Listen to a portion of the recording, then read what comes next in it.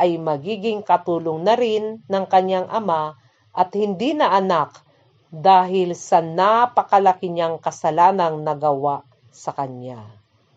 At habang siya ay naglalakad pabalik sa kanila, ay natanaw agad siya ng kanyang ama at dali-dali siyang sinalubong, niyakap at hinagkan ng kanyang ama at bukod pa doon ay nagdaos ng pagdiriwang sa kanyang pagbabalik at binigyan ng napakagandang kasuotan. Samantala, ang panganay na anak na nasa bukid ay nalaman na ipinagdiriwang ang pagbalik ng prodigal son.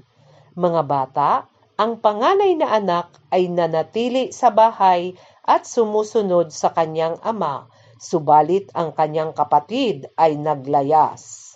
At nang kanyang malaman na ipinagdiwang ang pagbalik ng prodigal son, ay galit na galit siya sapagkat hindi siya binigyan ng pagdiriwang na isa siyang mabuting anak at naisip niya na dapat maparusahan ang kanyang kapatid.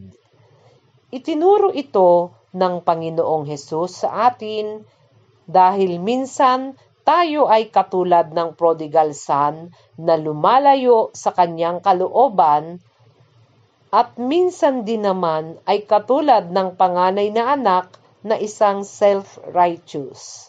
Subalit, ang nais ng Panginoon ay malaman ng mundo na mahal niya ang sanlibutan, na handa siyang magpatawad sa mga taong nagpapakumbaba sa Kanya na nagsisisi sa Kanyang mga kasalanan. Buksan ang kanyang puso upang tanggapin ang Panginoong Hesus bilang sariling tagapagligtas at Panginoon ng kanyang buhay. Ngayon, tayo po ay manalangin. Close your eyes and bow your head. Dakilang Diyos, salamat pong muli sa nakatapos na pag-aaral ng iyong salita. Salamat po na tunay nga pong napakadakila ng iyong pag-ibig sa sanlibutan. Muli po, Panginoon, patawad sa aming kasalanan at ito po'y samot dalangin sa napakadakilang pangalan ng aming Panginoong Hesus. Amen.